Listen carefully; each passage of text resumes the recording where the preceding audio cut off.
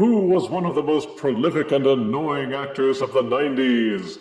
No points for guessing. Hello, my baby. Hello, my honey. Hello, my ragtime gal. Sonny, you kissed my wife. Baby, my heart's on fire. A quickie review for one of the McFarlane Toys DC Multiverse action figures.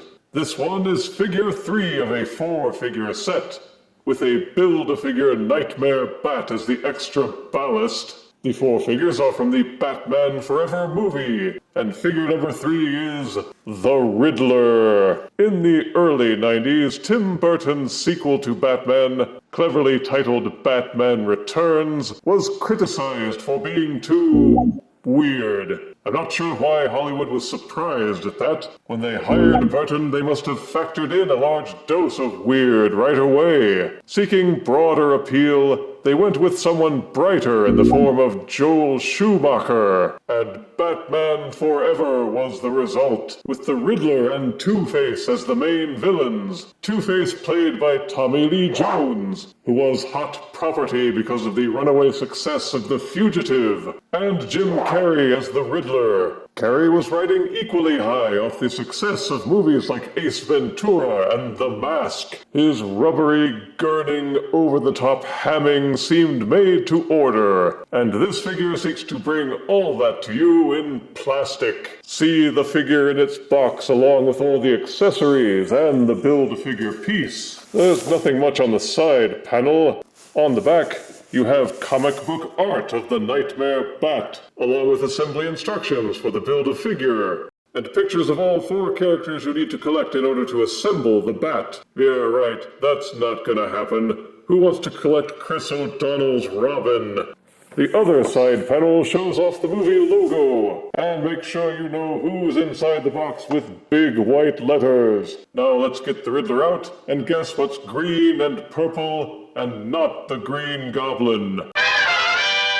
DC Multiverse Batman Forever Riddler comes with a collectible trading card, which I am not bothering to extract from the packaging. A figure stand with one 3mm peg jutting up to aid in balancing the figure when posing. A tiny Bat/Riddler grenade as depicted in the movie. A pair of extra hands, one is a clenched left fist, the right is an open palm slappy hand. The default hands are both curled fingers for holding the cane. Speaking of which, he also comes with his question mark Riddler cane. Out of the box, this thing is like a soggy noodle. It's made out of soft rubber plastic that is quite flexible. If you bought one of these figures, chances are your cane is crooked, with kinks and bends all down the shaft. Nothing will offend a nitpicker more than that. And it's a demerit that McFarlane Toys couldn't be bothered to make this one piece out of harder plastic. The stand is hard plastic. Why couldn't they do that for the cane?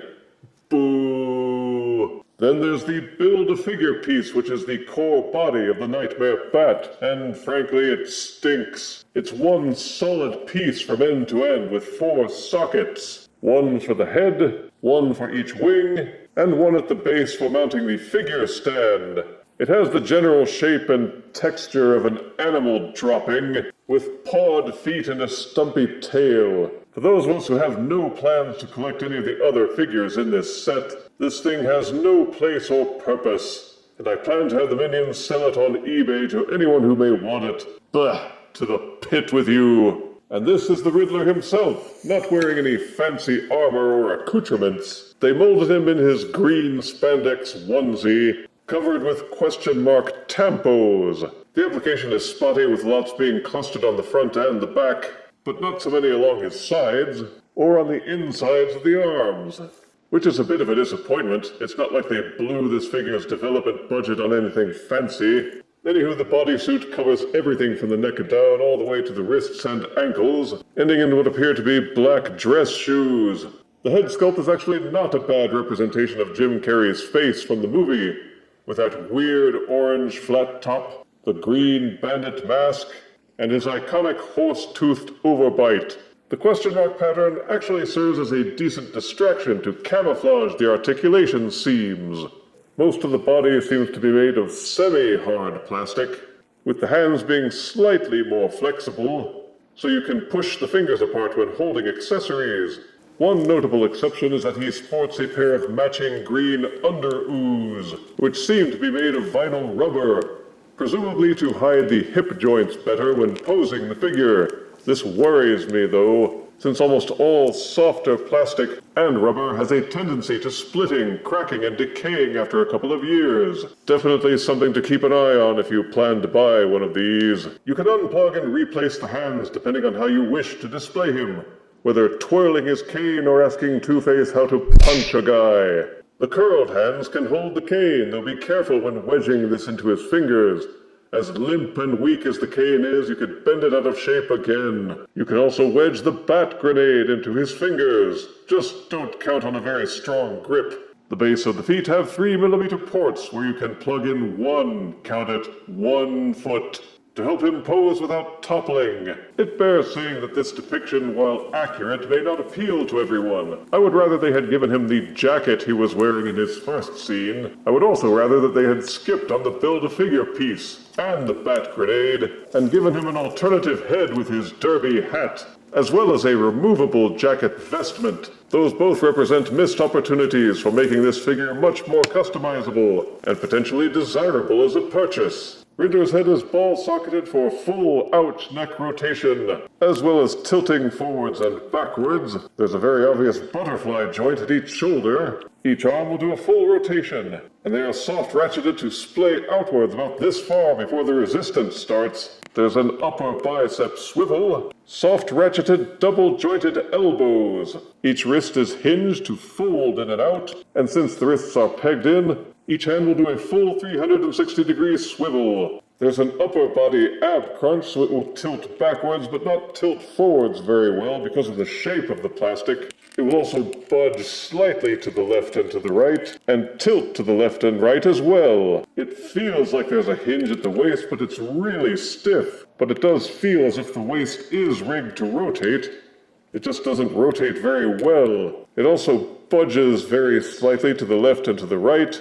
It feels like it should be able to pull off some good crouches, but the joints are so tight that it won't hunch forwards. It only seems to hunch backwards. And it does look as if the thigh is supposed to be able to rotate to the left and right, but it only goes a little bit. If anyone's found a way to loosen the hips up for greater range of motion, please let me know in the comments. But the hinge and the rubber underpants allow the legs to splay out slightly. Each leg will also kick forwards about this far before you start to tear at the underpants, and backwards almost an equal distance. Each knee is double jointed, also feeling like soft ratchets, but some of them you really have to apply some muscle to it to get the joint to start bending and flexing. Be very careful not to snap anything. There's no mid-thigh or mid-shin swivel, but the ankles do a full rotation.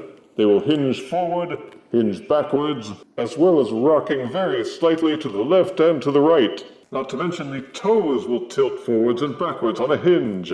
The knee and elbow ratchets are very tight. The lack of a thigh rotation is annoying. It robs the figure of doing some decent squats. The shoulder cuffs move unpredictably. The ab crunches and waist swivel are too restraining, and the use of cheap plastic makes many of the joints feel gritty as they resist rotation. In general, the articulation is good, but it feels like it could have been much better with just a little tweaking.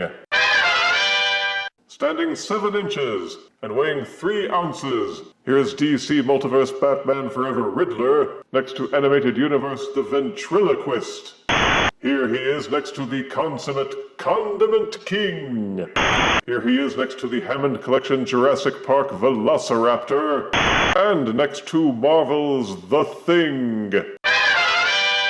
If you're a fan of the Riddler, and particularly a fan of Jim Carrey's performance as the Riddler, then I would say this figure is a decent purchase, if you can find it on clearance as my minions did. Positives are that it looks a lot like Carrey's Riddler with a detailed head sculpt. It comes with a few accessories, and decent enough articulation to keep it from being a total brick. Negatives are they included a number of pieces that very few people might have wanted, and left out pieces we would have liked. Bottom line is they skimped on materials, articulation, accessories, question mark application on the bodysuit, It robs this figure of the chance of being something kind of awesome. The cane is a particular disappointment, being soft and bendable. You'll probably have to use a hairdryer to heat shape it so that the shaft is straight. Once it's reshaped, pop it in the freezer for a quarter hour. The combination of heat softening followed by a rapid chill will make the plastic less soft and less frustratingly limp. Assuming I don't resell this thing outright, I'll have to have the minions see if they can find him a hat and jacket accessory, and dump the unwanted accessories into the pit. It has some pluses, but also a lot of minuses, and I give DC Multiverse Batman Forever Riddler 5 out of 10 deaths. And now the real riddle. Will anybody buy this awful Build-A-Figure piece? If you refuse me, honey, you lose me, then you'll be left alone. Oh, baby, tell them all, and tell me I'm your own.